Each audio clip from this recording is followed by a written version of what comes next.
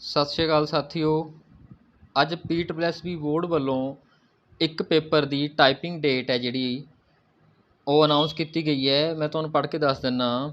ਇਹ ਪੇਪਰ ਹੈ ਜੀ ਪੰਜਾਬ ਦੀਆਂ ਸੀਨੀਅਰ ਸਹਾਇਕ ਕਮ ਇੰਸਪੈਕਟਰ ਦੀਆਂ ਅਸਾਮੀਆਂ ਨੰਬਰ ਇਸ਼ਤਿਹਾਰ ਨੰਬਰ ਹੈ ਜਿਹੜਾ ਕਿ 6/2023 ਅਧੀਨ ਪ੍ਰਕਾਸ਼ਿਤ ਕੀਤਾ ਗਿਆ ਸੀ, ਜਿਨ੍ਹਾਂ ਅਸਾਮੀਆਂ ਲਈ ਹੋਈ ਲਿਖਤੀ ਪ੍ਰੀਖਿਆ ਤੋਂ ਬਾਅਦ ਇਸ਼ਤਿਹਾਰ ਵਿੱਚ ਦਰਸਾਏ ਅਨੁਸਾਰ ਉਮੀਦਵਾਰਾਂ ਦਾ ਟਾਈਪਿੰਗ ਟੈਸਟ ਦੀ ਜਿਹੜੀ ਸੰਭਾਵਿਤ ਮਿਤੀ ਹੈ ਉਹ ਹੈਗੀ ਹੈ ਜੀ 28/7/2025।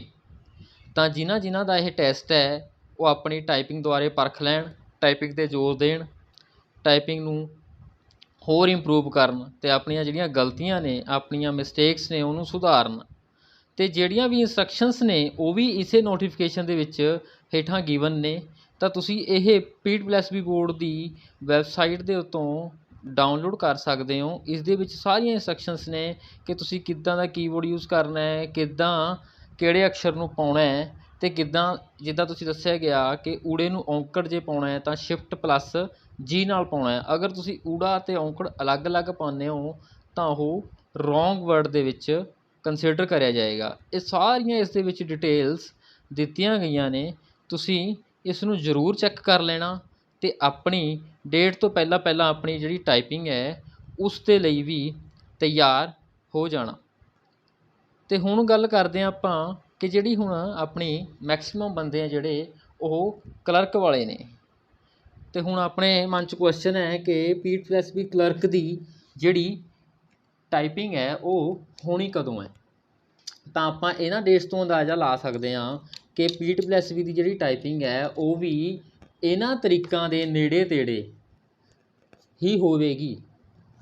ਯਾਨੀ ਕਿ ਇਹਨਾਂ ਤਰੀਕਾਂ ਤੋਂ ਬਾਅਦ, ਜਿਵੇਂ ਕਿ ਜੁਲਾਈ ਦੇ ਵਿੱਚ ਅਤੇ ਐਂਡ ਦੇ ਵਿੱਚ ਇਹ ਹੈ, ਤਾਂ ਹੋ ਸਕਦਾ ਅਗਸਤ ਦੇ ਵਿੱਚ ਆਪਣੀ ਟਾਈਪਿੰਗ ਹੈ ਜਿਹੜੀ ਉਹ ਕਲਰਕ ਦੀ ਆਪਾਂ ਨੂੰ ਦੇਖਣ ਨੂੰ ਮਿਲ ਸਕਦੀ ਹੈ। ਸੋ ਕਲਰਕ ਵਾਲੇ ਉਮੀਦਵਾਰਾਂ ਨੂੰ ਵੀ ਮੈਂ ਕਹਿਣਾ ਚਾਹੁੰਦਾ ਕਿ ਆਪਣੀ ਟਾਈਪਿੰਗ ਦੀ ਤਿਆਰੀ ਰੱਖੋ।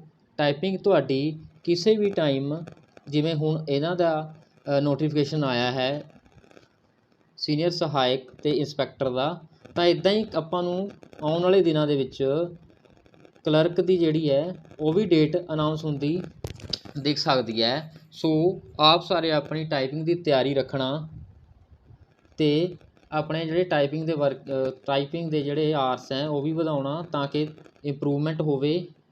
ਤਾਂ ਮੇਰੇ ਵੱਲੋਂ ਸਾਰਿਆਂ ਨੂੰ ਬੈਸਟ ਆਫ ਲੱਕ, ਕਲਰਕ ਵਾਲੇ ਕੈਂਡੀਡੇਟਸ ਨੂੰ ਵੀ, ਅਤੇ ਜਿਹੜੇ ਸੀਨੀਅਰ ਸਹਾਇਕ ਵਾਲੇ ਜਿਹੜੇ ਕੈਂਡੀਡੇਟਸ ਹੈ ਜਿਨ੍ਹਾਂ ਦੀ ਡੇਟ ਅਨਾਊਂਸ ਹੋ ਚੁੱਕੀ ਹੈ ਉਹਨਾਂ ਨੂੰ ਵੀ ਬੈਸਟ ਆਫ ਲੱਕ। ਅਤੇ ਆਪਣੇ ਚੈਨਲ ਨੂੰ ਪਲੀਜ਼ ਸਬਸਕ੍ਰਾਈਬ ਕਰੋ ਅਤੇ ਸ਼ੇਅਰ ਕਰੋ ਅਤੇ ਤੁਹਾਨੂੰ ਇੱਦਾਂ ਦੀਆਂ ਇਨਫੋਰਮੇਟਿਵ ਵੀਡੀਓਜ਼ ਮਿਲਦੀਆਂ ਰਹਿਣਗੀਆਂ। ਧੰਨਵਾਦ।